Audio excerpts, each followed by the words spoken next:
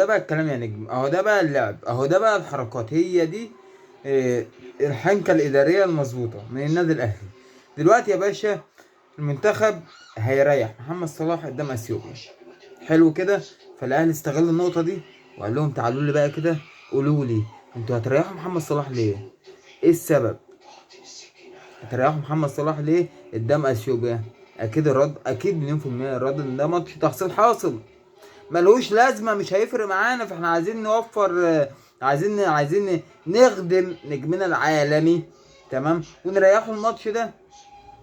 قشطه تمام. الاهلي بقى يا باشا هتكون نفس اسباب اراحة محمد صلاح، هي برضو نفس الاسباب اللي الاهلي هيتسند عليها علشان خاطر ياخد لاعيبته ما يخليهمش يلعبوا الماتش ده.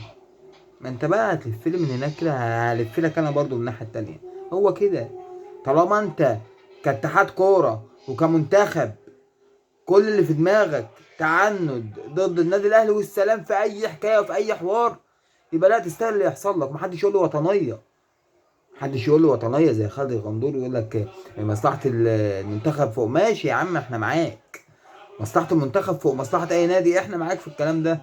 ولكن فين مصلحه المنتخب في كده؟ فين مصلحه المنتخب في كده؟ خصوصا النادي الاهلي متعاون الى ابعد درجه مع المنتخب. ففين بقى مصلحه المنتخب في كده؟ في ان هو يحرم الاهلي من لاعيبته في بطوله مهمه جدا والاهلي هيمثل مصر فيها؟ فين بقى؟ فين؟ فرد جميل قوي من النادي الاهلي على اتحاد الكوره، بصراحه زنقهم بامانه، ضربت معالم الخطيب.